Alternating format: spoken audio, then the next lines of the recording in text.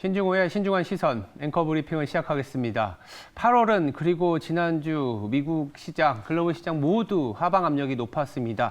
계속된 미국의 금리 상승으로 인해서 하방 리스크가 높였다라고 보시면 될 것 같고요. 더하여서 중국의 부동산 이슈도 불거지다 보니까 매크로 측면에서 시장의 불확실성은 그야말로 고점, 정점에 달한 거 아니냐 이런 얘기까지 나오고 있습니다. 아무래도 이번 주 잭슨홀과 엔비디아 실적 발표를 통해서 매크로 이슈에서 다시 마이크로, 즉 기업에 더 집중하는 주간이 되지 않을까 싶은데요. 그래도 이번 주에 있는 주요 지표들 보면서 말씀드리도록 하겠습니다.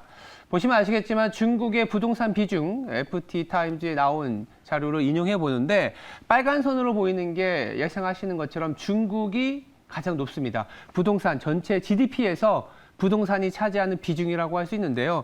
25%를 넘어서 거의 30% 가까이 갔다가 지금은 한 20% 후반 정도 됩니다. 우리나라가 한 15% 정도 되고요. 주요 선진국들 보시면 15에서 20% 정도 되는데 그만큼 중국은 부동산 경기가 살아난다면 그야말로 고성장을 이룰 수 있는 그런 국가 구조인데 반대로 부동산이 힘들어진다. 여러 가지 악재, 여러 가지 이슈가 불거질 수밖에 없는 거죠. 그래서 지난주 같은 경우에는 인민은행이 유동성 보강 정책을 빠르게 내놓으면서 이 부동산 문제가 커지지 않게 하려는 움직임도 있었습니다.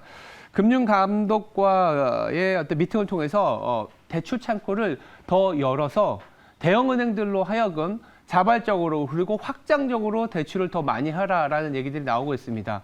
그래서 당장은 뭔가 터지지는 않게 만들려는 이슈인 것 같아요. 그래서 이자를 계속 유예해 준다든지 아니면 사업을 좀 할 수 있게 돈을 좀 보강해 준다든지 이런 이슈로 인해서 지금 너무 높아진 부동산 비중을 낮추기까지는 시간이 좀 걸리겠지만 당장 터지게는 하지 않을 거다. 더불어서 오늘 같은 경우에는 중국의 어떤 중기금리, 부동산에도 상당히 이슈가 되고 있고 소비에도 유용한 이 지표인데 금리를 더 내릴 것이다라는 게 현재 컨센서스입니다.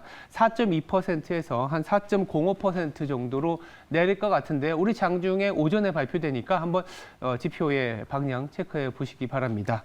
이번 주에는 이로 인해서 위안화가 안정을 찾게 된다면 한국에서의 외국인 매도도 조금은 완화될 수 있지 않겠냐라는 생각을 하고 있는데요. 아무래도 중국의 부동산뿐만이 아니라 주 후반에 이 이벤트에 통해서 우리나라의 원화가 또 안정을 찾을 수 있을지 챙겨볼 수 있습니다. 바로 잭슨홀 미팅인데요.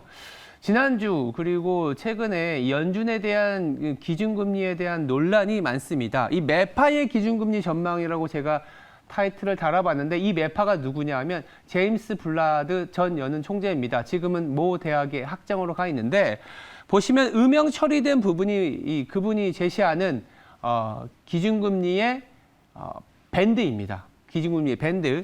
여기 보시면 5%가 하단이고 위에 한 6.5%가 상단이기 때문에 지금 이렇게 연준의 기준금리가 5.5%까지 올라온 거는 충분히 긴축을 했다라고 인식을 할 수도 있지만 과거에 2019년에 보시면 상단까지도 올렸었던 경험이 있기 때문에 지금 상단이 6% 됩니다. 그럼 현재보다 1%포인트는 더 높여야 되는 거 아니냐라는 우려도 있습니다. 현재 컨센서스는 5.5%에서 얼만큼 더 오래 기준금리를 유지할 것인지가 관건이고 이번 주 잭슨홀에서 파월 연준 의장의 입에 주목하는 이유이기도 합니다.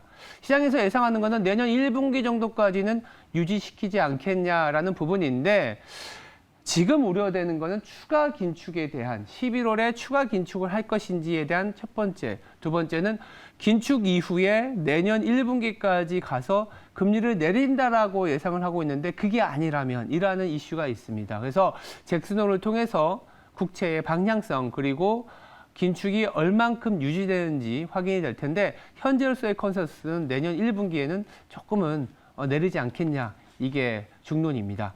이런 여러 가지 중국의 부동산 더불어서 긴축과 관련된 금리 상승을 더 뛰어넘는 이슈가 무엇이 있을까요? 바로 기업이 이런 상황에도 불구하고 실적을 잘 내놓는다면 크게 우려하진 않을 수 있습니다. 바로 이번 주 이 기업, 즉 엔비디아와 관련된 얘기를 안 할 수가 없습니다. 올해 주인공이기도 하고 이번 주에 또 게임 체인저일 수도 있습니다. 보시는 차트는 마켓 스크리너에서 갖고 온 엔비디아의 주가와 월가의 목표가 추이를 보여드리고 있는데요. 여기 약간 다이버전스라고 하죠. 목표가가 올라가는 상황에서 주가는 조금은 내려왔습니다. 그러니까 8월 들어서 오히려 주가가 이 정도 내려왔으면 사야 된다라는 콜이 더 많아지고 있는데요. 아시겠지만 8월 이후에만 이 월가의 엔비디아 목표가는 5% 이상 상향 조정됐습니다. 현재 한 518달러 수준을 목표가로 정해놓고 있거든요. 지금 현재 주가 대비 한 20% 이상 상승할 수 있다라고 보고 있는데 아무래도 이 AI 수요에 대한 가이던스를 좋게 줄 것이다라는 게 핵심 포인트입니다.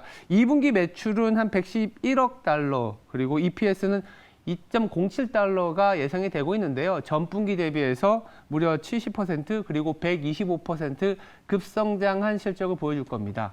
우리 시각으로는 24일 새벽 7시 정도에 발표가 되기 때문에 주 후반에 이벤트가 상당히 많이 몰려 있어서 주 초반에는 조금은 관망세 내지는 이제 보합권에서 좀 투자자들의 관망 심리가 높아질 수 있겠지만 엔비디아 실적 발표 이후에 AI에 대한 기대감이 생긴다면 우리나라의 반도체를 비롯한 HBM과 관련된 종목들의 움직임이 더 활발해지지 않을까라는 생각에서 엔비디아 이슈도 한번 갖고 와봤습니다.